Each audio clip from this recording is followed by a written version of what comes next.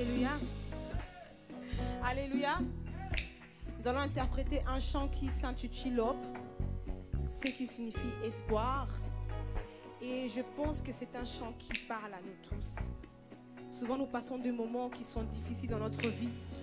Et nous avons souvent tendance de perdre espoir. Nous avons tendance d'abandonner, or que nous oublions que le Seigneur est notre espoir. Et il est écrit que tant qu'il y a la vie, il y a de l'espoir. Donc tant que nous sommes encore là, c'est que le Seigneur peut encore changer. Tant que nous sommes encore là, le Seigneur est notre solution. Nous devons nous attacher à lui et ne pas perdre notre espoir. Amen. Fortifiez-vous, que votre cœur s'affermisse. Vous tous qui espérez en l'Éternel.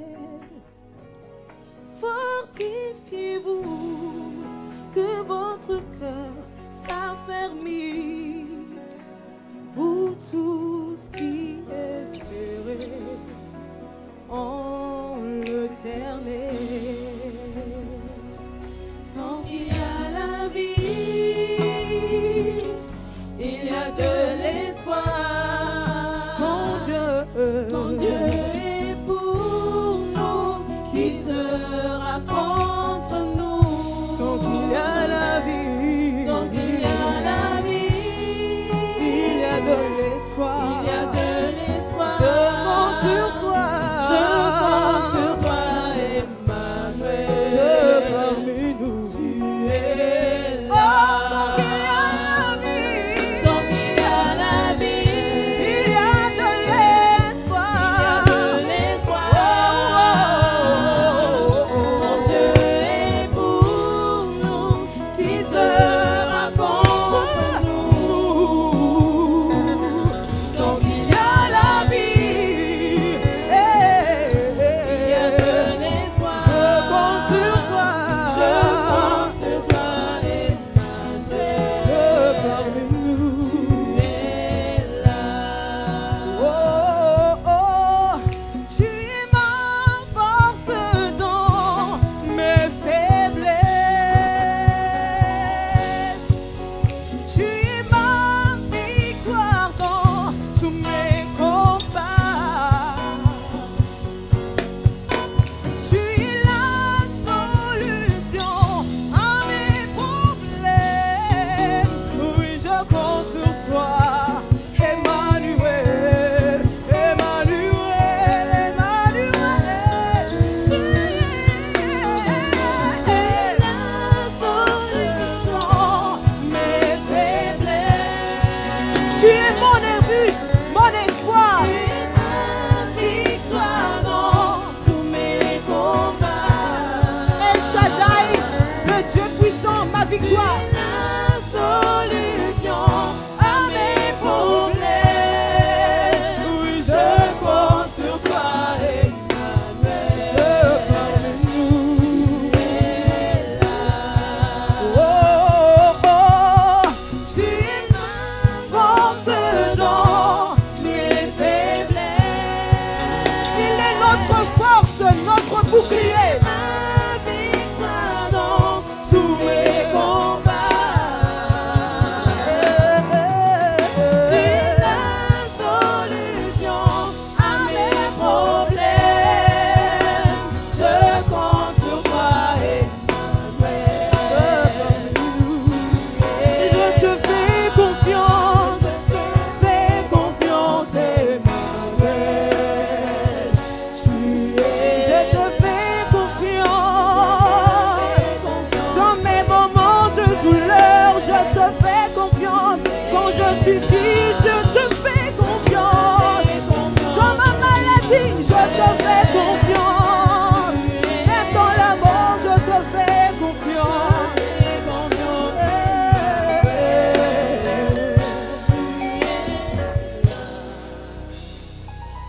Tant qu'il y a la vie, il y a de l'espoir. Quand Dieu est pour nous, qui sera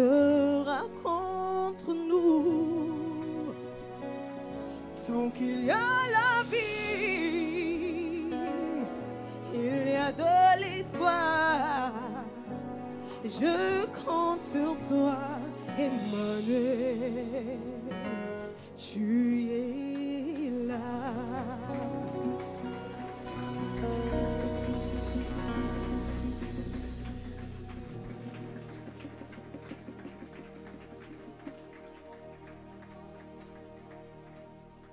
Jésus, tu as les paroles de la vie. Oh mon roi, tu as les paroles de la vie. Jésus, tu as les paroles de la vie. Oh mon roi, tu as les paroles de la vie. C'est toi que je veux louer. À qui irions-nous? C'est toi que je veux chanter.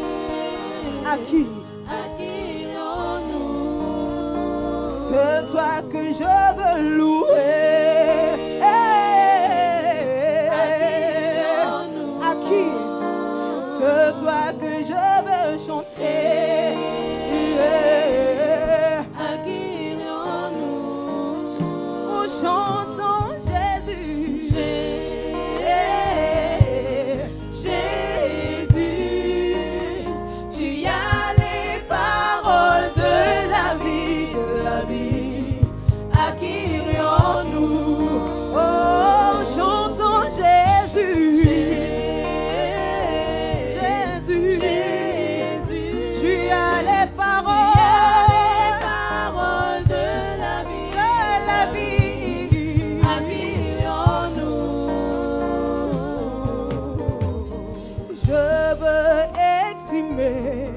Mon désir, c'est lui de t'adorer, mon roi.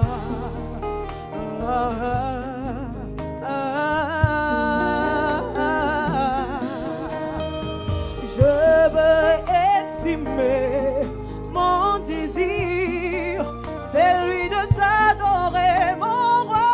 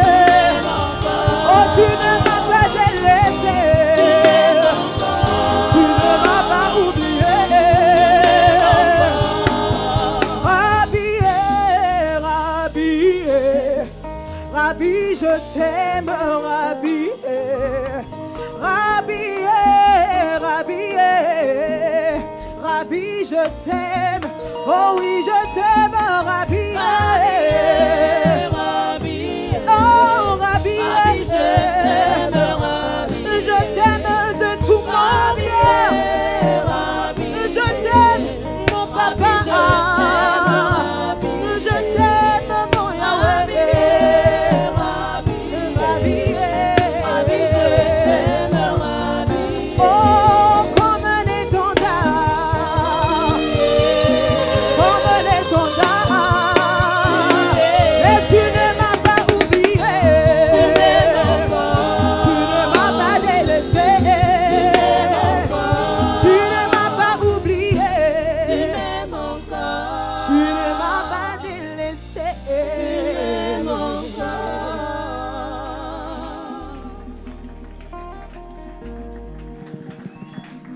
Est-ce qu'on peut donner une très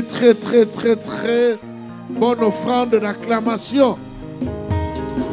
Merci. Merci, soyez bénis.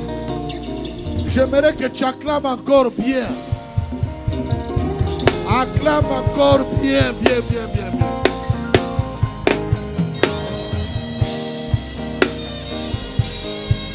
Acclame encore très bien. Non pas seulement à cause de chant, mais aussi de la parole que nous voulons écouter. Alléluia. Merci. Gloire à l'agneau de Dieu. Nous prenons nos Bibles dans 1 Chronique chapitre 11. 1 Chronique chapitre 11.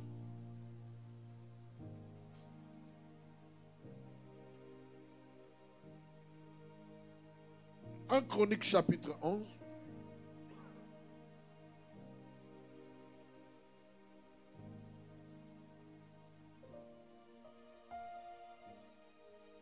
Un Chronique chapitre 11. C'est le chapitre que nous allons exploiter pendant ces 3 jours. On va essayer de dire l'essentiel parce qu'on ne pourra pas terminer tous les éléments importants. Dans les 3 jours, on dira ce qu'il faudra.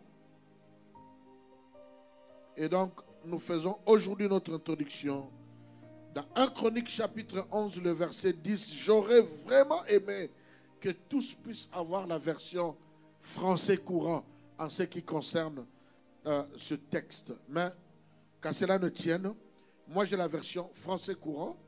Il y a une phrase ici que vous ne retrouverez pas dans toutes les autres versions.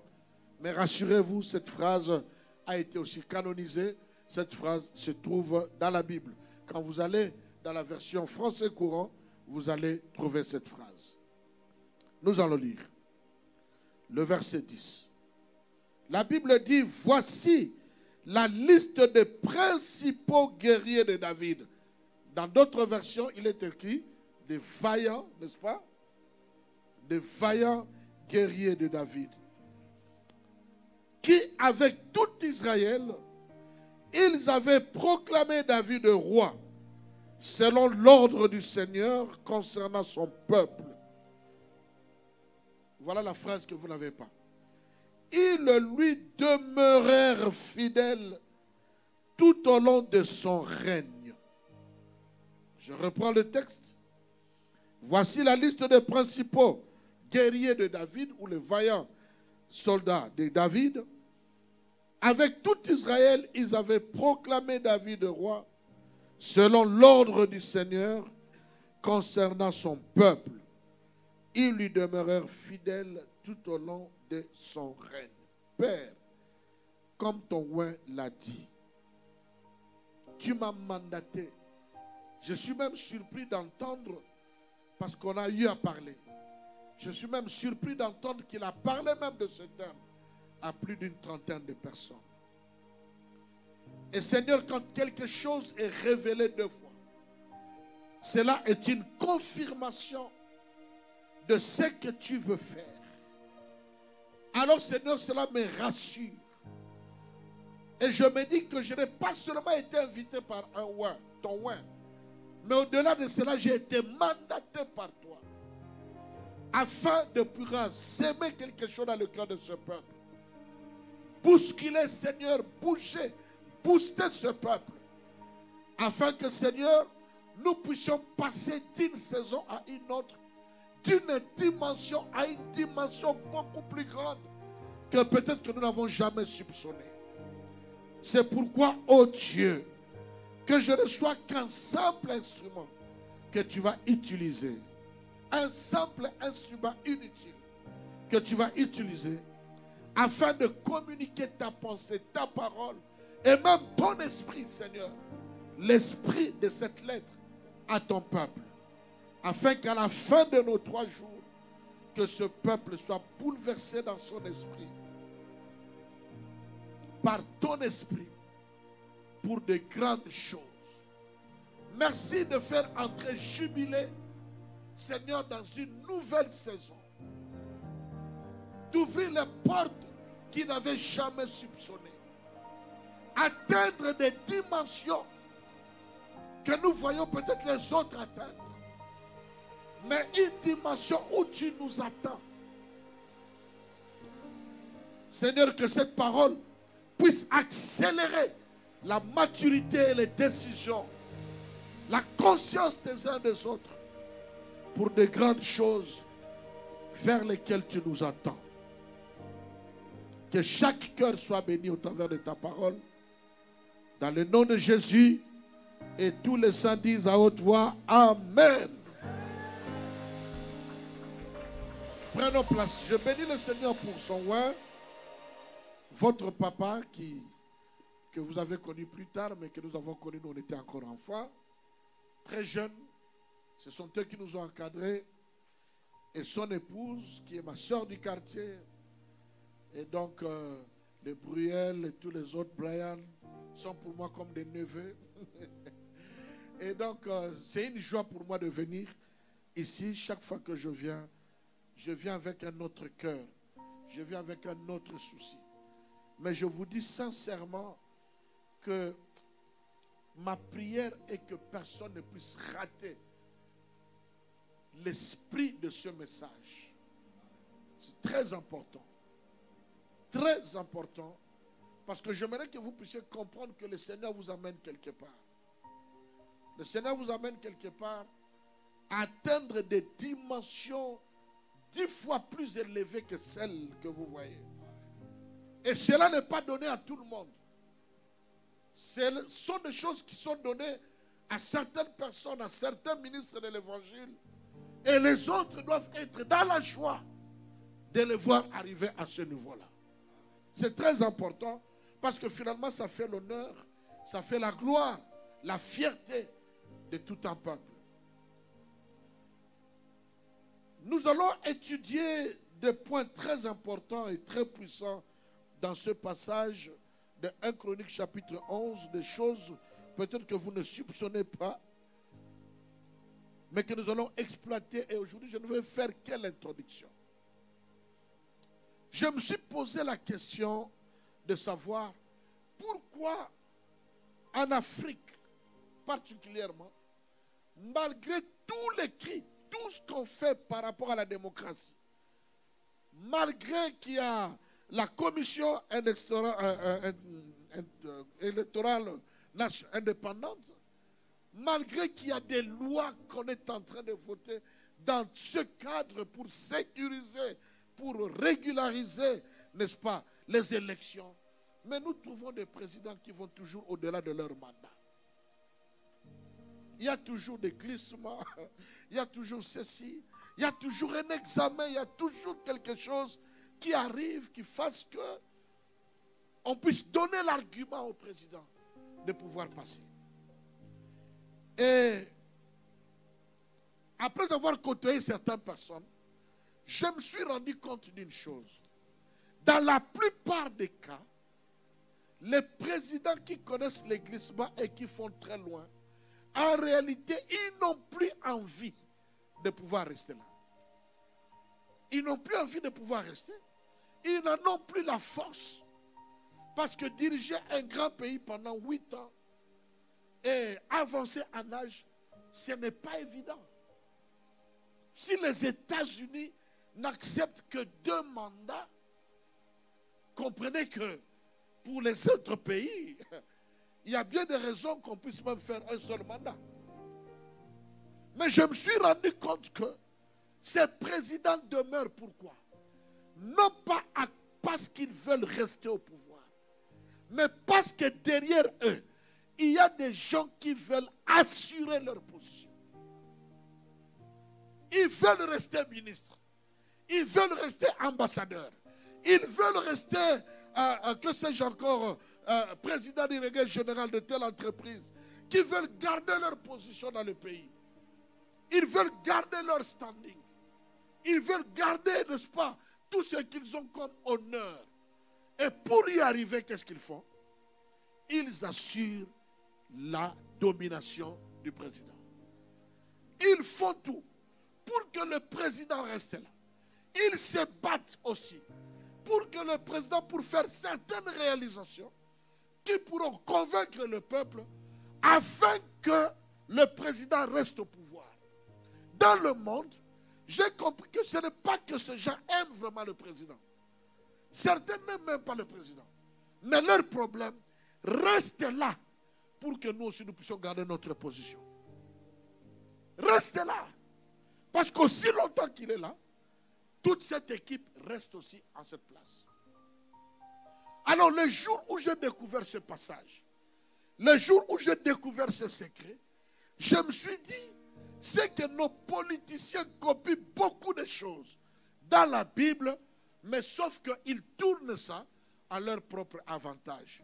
Au lieu que ça soit à l'intérêt du royaume, à l'intérêt du peuple, pour la gloire de Dieu, ils ne le font que pour eux-mêmes. Ils ne le font que pour eux-mêmes. Alors je me suis dit, cela doit être aussi quelque part notre problème. David est appelé par Dieu. David est oint par Dieu. D'ailleurs, la Bible nous montre qu'il a été oint 3 fois. Parce qu'il avait 3 dimensions d'onction. La Bible appelle David l'homme selon mon cœur.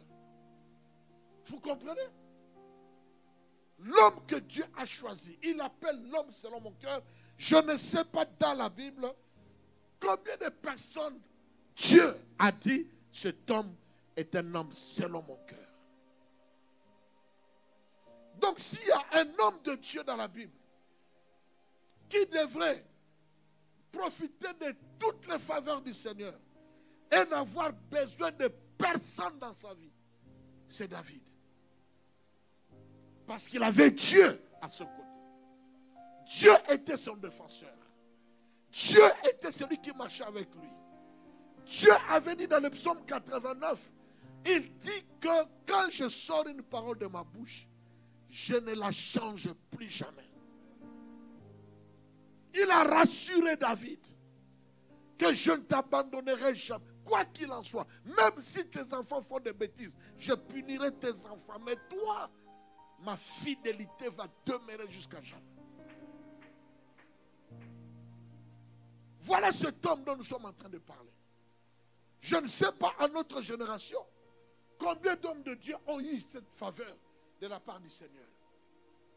Et donc j'étais en train de dire, s'il y a dans la Bible un homme de Dieu qui n'aurait pas eu besoin d'autres personnes autour de lui, c'est David. Parce qu'il a Dieu pleinement de son côté. Mais qu'est-ce que nous lisons dans ce verset? La Bible dit, voici la liste des principaux guerriers, des principaux vaillants qui ont pris l'engagement de pouvoir proclamer David roi selon l'ordre du Seigneur concernant son peuple, et ils décidèrent de lui demeurer fidèles pendant tout le temps de son règne.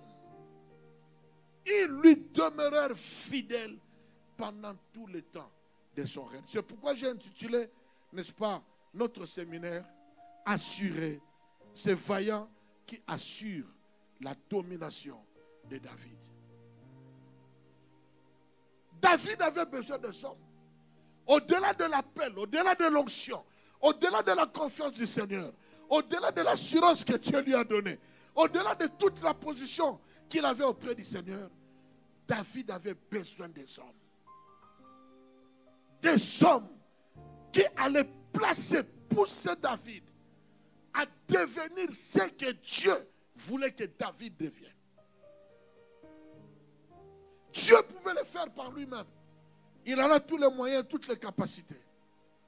Mais je vous ai toujours dit, depuis que Dieu a créé l'homme, il fait toujours sa part et il laisse les hommes faire leur part. Il fallait qu'il y ait des hommes qui vont comprendre la pensée de Dieu pour David. Il fallait qu'il y ait des hommes qui vont comprendre la vision de Dieu dans la vie de David. Il fallait qu'il y ait des hommes qui vont comprendre et la divinité et l'humanité de David.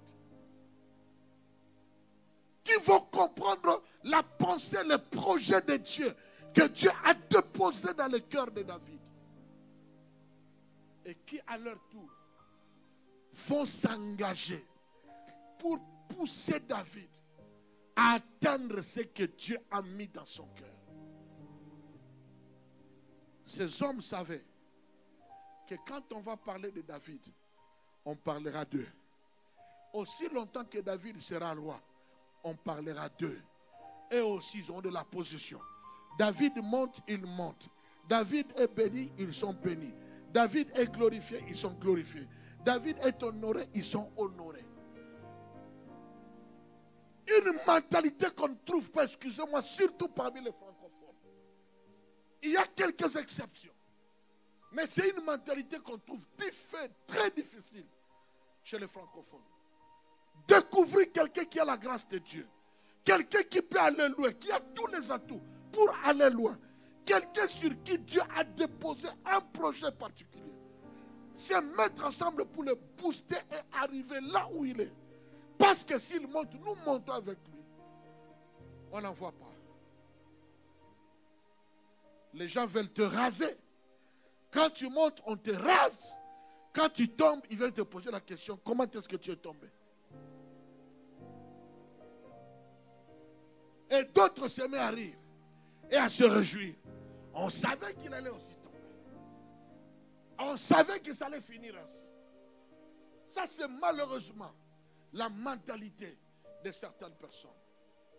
Bien aimé, je disais à Bruel dans la voiture, la première fois que je suis venu prêcher à Paris, j'avais 30 ans. Et aujourd'hui, j'ai 57 ans. Vous voyez, ma fille est même déjà mariée. 57 ans. Et ça fait 27 ans. Depuis l'âge de 30 ans jusqu'à 57 ans, ça fait 27 ans que je prêche sur la place de Paris. Au moins une fois l'année. Mais rassurez-vous, il y a des moments où je suis venu même 10 fois l'année dans 10 églises différentes. Je ne connais pas tout, mais j'ai vu beaucoup. Bien aimé, j'ai vu des gens venir et être fidèles, assis sur le banc, posant des questions qu'on ne devrait même pas poser à l'étude biblique, autour de la parole de Dieu. Des gens qui sont venus, qui ont trouvé des églises, des assemblées déjà établies, prêts. Des assemblées dont on parlait partout. Mais aujourd'hui, 15 ans plus tard, 10 ans plus tard, 20 ans plus tard, les assemblées qu'ils ont trouvées, soit elles sont cassées, soit elles n'existent plus, soit elles sont demeurées le même hier, aujourd'hui, éternellement. Des assemblées qui sont immuables, inchangeables. Mais lui qui était venu, aujourd'hui, ou certains qui sont venus, ils parlent en termes de millions. Ils parlent en termes de... Ils ne comptent pas 350, 250. Ils comptent 5 000, 6 000 membres, 7 000 membres. Ils comptent 30 comment ça s'appelle, extensions dans le monde. 40. Mais des gens qu'on a vus venir. Dieu peut le faire. Je n'en disconviens pas. Que Dieu bénisse ces hommes-là. Mais parfois quand tu regardes, tu te dis, mais si nous devons vraiment comptabiliser certains éléments, la connaissance, l'onction, certains critères, il nous arriverait même pas peut-être au niveau des genoux. Mais qu'est-ce qui a fait que cet homme puisse être boosté plus loin? Le problème, c'est quoi? Il y a eu des gens qui ont cru en lui. Vous m'entendez, peuple de Dieu? Des gens qui ont cru en lui. Des gens qui ont pris la décision. Les gens qui se sont dit, à partir d'aujourd'hui, nous prenons la décision. Chacun pour sa part, de se servir de son expérience, de ses qualités, de ses compétences et de ses avoirs, mettre tout cela ensemble pour amener David à arriver là où Dieu l'attend.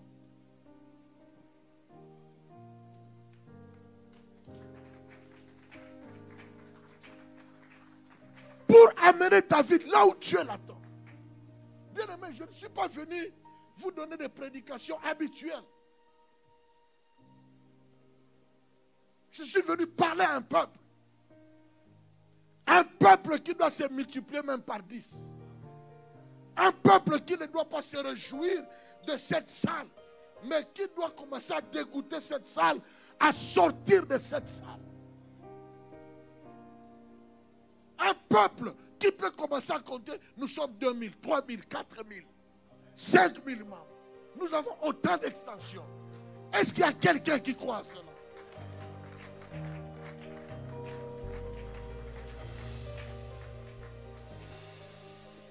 Des gens qui vont sacrifier leur vie. Chacun peut se servir de ce qu'il est, de ce qu'il a, pour arriver à booster le ministère, arriver là où le ministère doit arriver. La Bible dit, ces vaillants, ils ont décidé de faire quoi? De proclamer David roi selon l'ordre de l'Éternel. Non pas selon qui, c'est-à-dire ils veulent savoir, Dieu, qu'est-ce que tu veux de David? Où est-ce que tu veux amener David?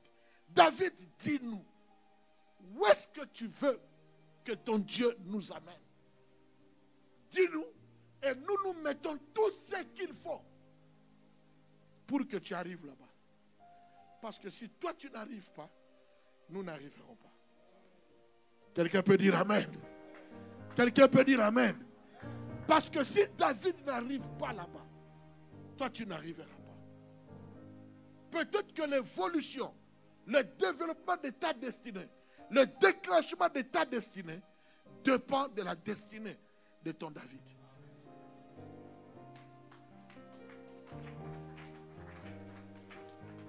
Bien-aimé, le verset 11 dit ceci. Ces vaillants étaient qui? Ishbaal, fils de Hakmonite et chef de garde. C'est lui qui, un jour, brandit sa lance contre 300 adversaires et le tua tous au cours d'un seul combat. C'est pas n'importe qui, hein?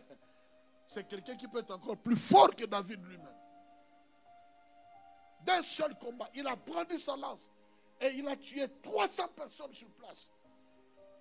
La Bible parle encore de qui? La Bible parle de Éléazar, fils de Dodo, d'Aoa, qui faisait partie du groupe de 3. Ils étaient auprès de David à Pas-Damim. Lorsque les Philistins se rassemblèrent pour le combat, l'armée d'Israël se mit à fuir devant eux. Il y avait là un champ d'orge. Éléazar et ses hommes se postèrent au milieu du champ, les dégagèrent et battirent les Philistins. Le Seigneur accorda ainsi une victoire à Israël.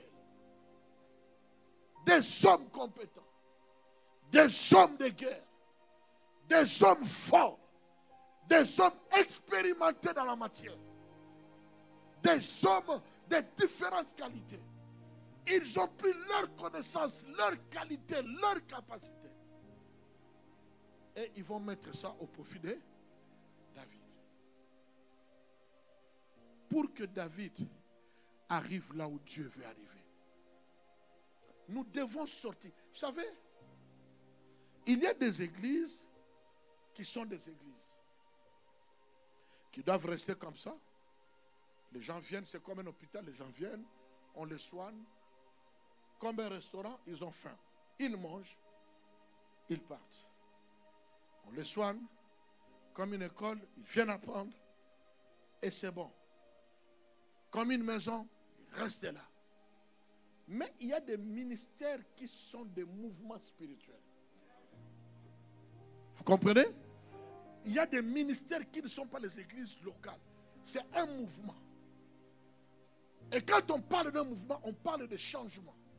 On parle de déplacement. On ne peut pas rester toujours le même. Il faut qu'on bouge. Il faut qu'il y ait une immigration. Il faut qu'il y ait un mouvement. Parce que nous sommes, au-delà de tout, nous sommes un mouvement spirituel qui a de l'impact sur la vie spirituelle de chaque croyant devient lui-même faiseur d'un mouvement spirituel. Et l'assemblée dans l'assemblée devient un mouvement. Et on bouge du jour au lendemain.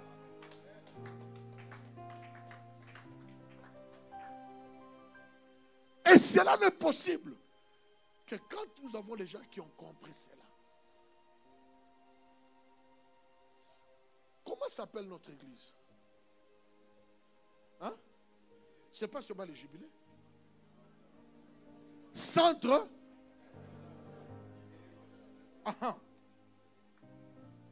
Un centre, mais international. Maintenant, comment est-ce que vous interprétez international? Seulement qu'il y ait beaucoup de nationalités? Ou bien il faut bouger vers les nations? Il faut bouger. Il faut bouger. Et en ce temps-ci, les forts deviennent forts et les faibles demeurent faibles. Si vous êtes fort, vous vous imposez, vous influencez, vous avancez. Si vous êtes faible, on vous écrase. Et je suis venu parler à quelqu'un que tu es dans un milieu où il n'y a pas des hommes et des femmes à écraser, mais un milieu où il y a des hommes et des femmes qui doivent devenir grands, influents, influencer le monde, impacter le monde, devenir puissants. Si tu le crois, dis Amen. Nous ne devons pas nous réjouir. Ah bon, vendredi prière, mercredi prière étude biblique, et samedi intercession, dimanche répétition de chorale, et puis dimanche culte. On finit le culte, on s'en va. On n'avance pas.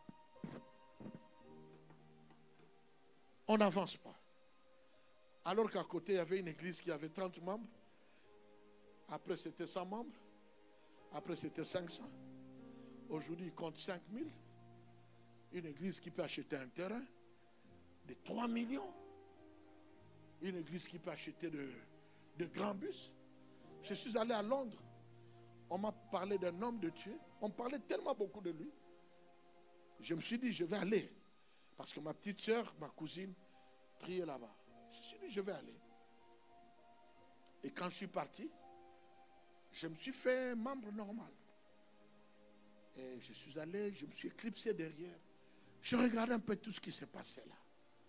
Mais bien aimé, j'étais très, très, très épaté. Épaté pourquoi? Parce qu'on m'a dit que cet homme-là a échoué 9 fois à Londres. Il a commencé une église, ça a cassé. Il a commencé une église, ça a cassé. Il a commencé une œuvre, ça a cassé 9 fois. Et la dernière fois, il a pris ses clics et ses claques, ses valises. Il a dit, il rentre au Nigeria.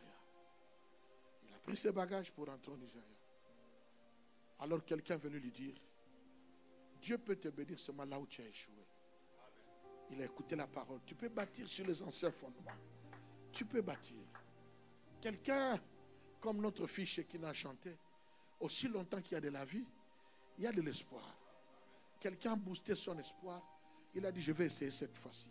Si ça ne marche pas, je ferme et je rentre. Il a échoué 9 fois, selon les témoignages qu'on m'a donnés.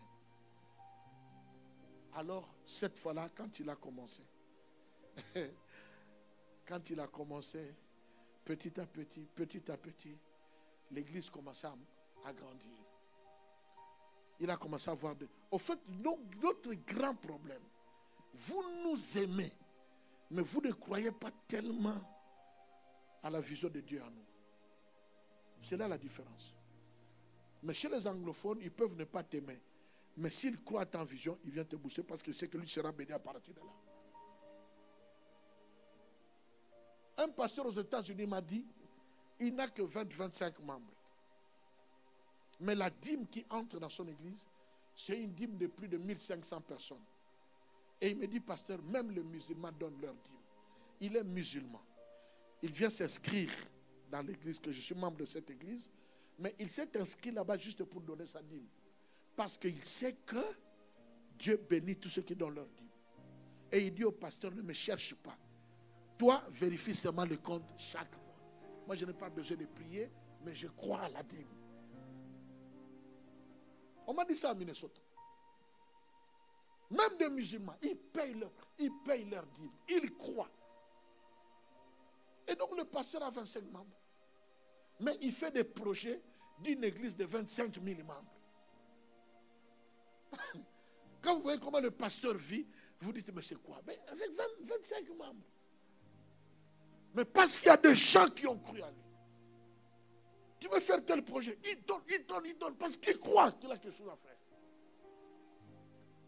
Cet homme dont je vous parle est devenu l'un des grands pasteurs au monde.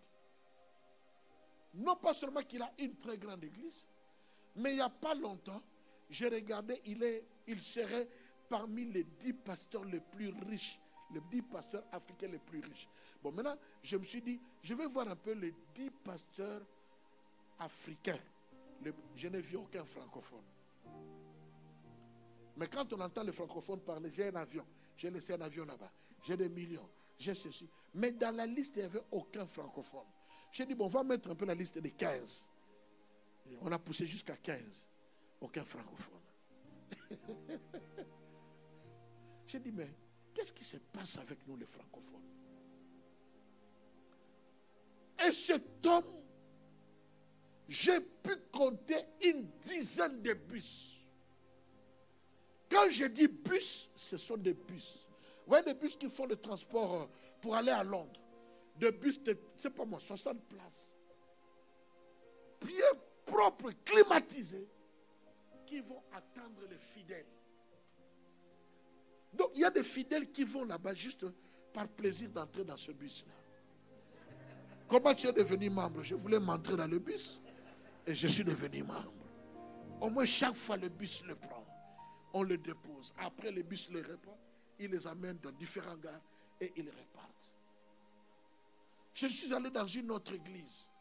Toujours encore un anglophone. Au moment des annonces, au lieu de dire cotisons parce que nous devons payer la salle. Non. L'église dit, nous avons besoin de 25 veuves. 25 veuves parce que l'église va payer leur maison et leur loyer pendant 5 ans. Vous entendez ça? Au moment des annonces. Non pas que donner de l'argent, les partenaires restaient pour payer la salle. Non, non. Et ils cherchent 25 veuves pour leur prendre des maisons. Je pensais que c'était fini. Et l'église a dit, nous avons acheté 10 voitures, mais nous voulons donner les 10 voitures à 10 femmes qui vivent seules avec les enfants. Vous voyez? L'église prend des maisons pour les gens. L'église paye ça pendant 5 ans. L'église achète des voitures et donne aux membres. Bien aimé, la première fois que j'ai mis mes pieds dans cette église, je suis resté 2 heures du temps dans ce culte-là. Jusqu'à ce que je suis sorti, jusqu'à aujourd'hui. C'était à Dallas. Jusqu'à aujourd'hui. Je ne sais pas qu'est-ce qu'on avait prêché. Vous m'entendez? On avait prêché, mais je ne sais pas qu'est-ce qu'on a prêché. C'est-à-dire, j'étais tellement curieux de voir comment les choses se passent. Au moment des annonces, ce n'est pas le modérateur qui dit, nous allons appeler notre frère pour donner. Non. Les lampes s'éteignent. Pam, pam, pam. Il y a une autre couleur. Pas le tableau de sang. Paf, projection. Tu croirais que tu es devant une salle de cinéma. Et il y a la projection. Et il y a des choses bien faites. J'étais tellement embrouillé par ces choses que quand le prédicateur est venu prêcher, moi j'étais encore en retard. Quand il a fini, jusqu'à aujourd'hui, je n'ai pas pu retenir la prédication. À la fin, j'ai dit au pasteur qui m'accompagnait, Pyrénées, je lui ai dit, Pyrénées, est-ce que Dieu nous a vraiment appelés?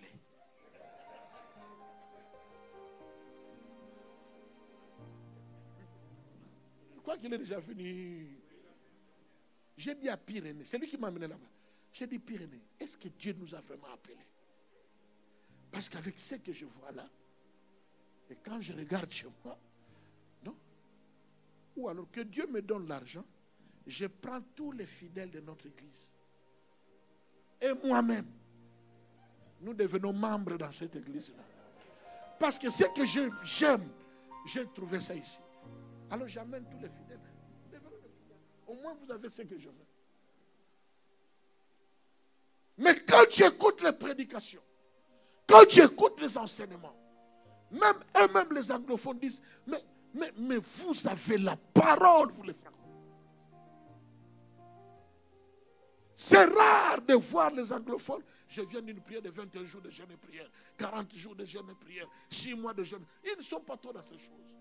Mais ils avancent. Ils arrivent en retard en France.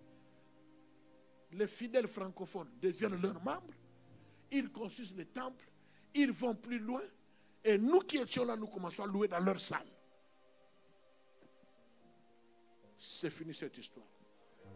Quelqu'un peut dire c'est fini. Quelqu'un peut dire c'est fini. Quelqu'un peut dire c'est fini. J'ai compris, pasteur Mouta.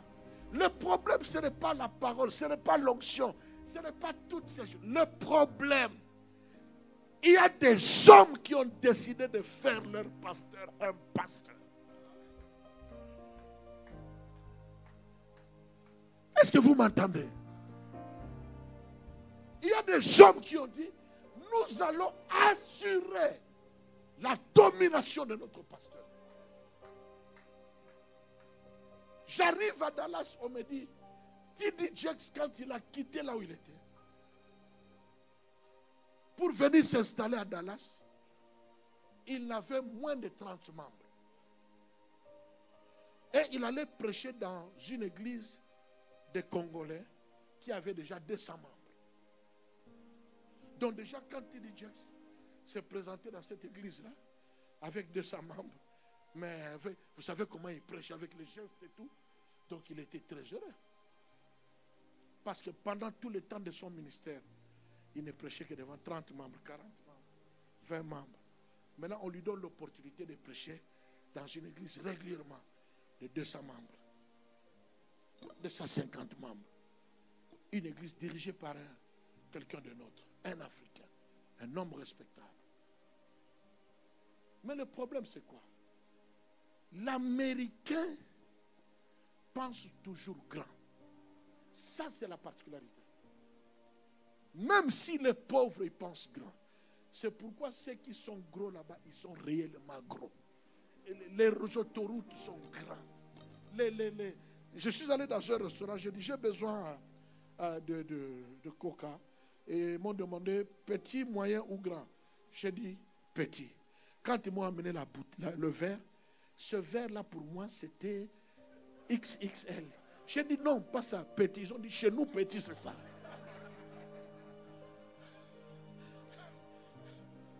Chez nous, c'est ça le verre qui est le plus petit. Voici le verre qui est le plus grand. J'ai regardé. Il pense grand. Bien aimé, quelques temps après, on a découvert T.D. Jakes. Les Américains ont cru en lui. Et ils ont dit, cet homme a quelque chose. Il a quelque chose de la part de Dieu. Il a le cœur de Dieu en lui. Il a une vision en lui. Alors il s'est élevé un groupe de vaillants. Et ils se sont dit, il faut que nous puissions aider cet homme à devenir celui que nous ne pouvons pas imaginer. Il a beaucoup de choses. Mais il manque de vaillants qui vont le faire roi selon l'ordre de l'Éternel. Et ces hommes se sont engagés. Regardez les anciennes bandes, ils ne savaient même pas se raser, même pas s'habiller. Mais les gens se sont occupés et de son habillement. Comment il doit se coiffer, comment il doit se raser, et toutes ces choses. Quand j'étais dans cette église à Dallas, il comptait au moins 35 000 membres. Maintenant, l'église où il allait prêcher, le pasteur lui-même est complexé d'aller encore voir T.D. Jakes. Parce que la dimension a changé. Et j'ai compris, en dehors de l'onction, de la connaissance, de la vision, nous avons besoin des hommes. Quelqu'un peut dire Amen. On a besoin des hommes qui nous aiment, mais des hommes qui croient en ce que Dieu a investi en nous, et des hommes qui se décident de nous booster et de nous amener là où Dieu veut nous voir. Et c'est ça le travail que je suis venu faire. pendant ces 3 jours. Je vais terminer en disant, ces hommes, ils avaient une autre mentalité. Ils avaient la mentalité de la reconnaissance de la grâce de Dieu. Ils pouvaient reconnaître la grâce de Dieu, non pas seulement dans David, mais entre eux, que tel peut ceci, tel autre peut cela. Ils avaient la mentalité de l'unité.